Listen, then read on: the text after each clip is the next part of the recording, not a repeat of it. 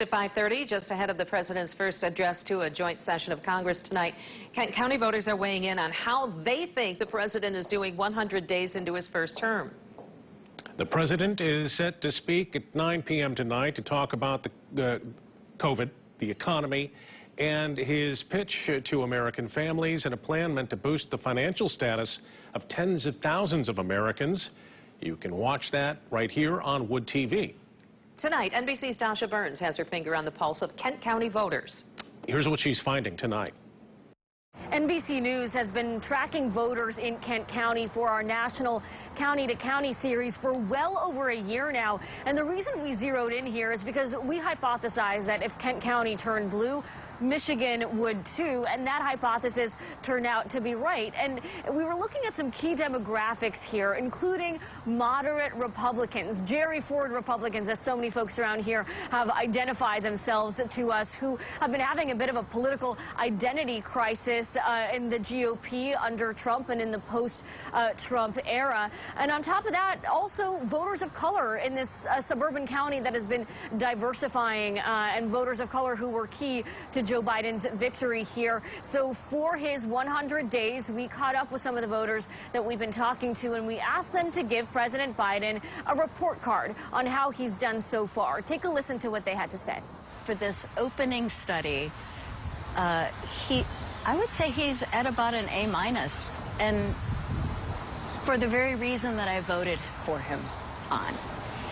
And that was to restore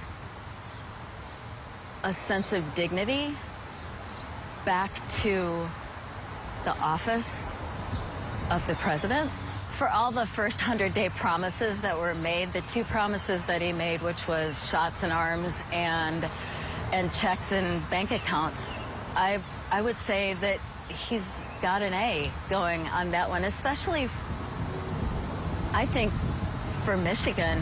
I think I'd give him about a B. A B. A B. You know, it's 100 days, and I'm impressed with what he's got done so far. I'm concerned, very concerned with the situation at the border, and so I'm hoping that he addresses that soon. First 100 days, I'd do a B+. I think if you look at COVID relief and the way it's hit the streets and just the maturity in which we're handling it, the transparency of information, the stimulus has been game-changing to local families, at least here in Kent County in the Grand Rapids area, with the focus on families, and the infrastructure of families has been great. And hell, let's face it, just to have an adult in the office and a level of maturity is it's day and night from the last time we talked. All the voters we talked to, though, said there is still a lot of room for improvement, a lot of issues where they're going to be watching this White House closely. Daryl Ross, a local restaurant owner, told me that he wants to see a whole lot more action on the issue of police reform. He says often with politicians, rhetoric comes well before policy, and he wants to make sure that policy does indeed follow rhetoric in this case. From the others, we heard a number of issues that they were actually excited to finally get a chance to talk about and want to make sure that the Biden administration follows through on.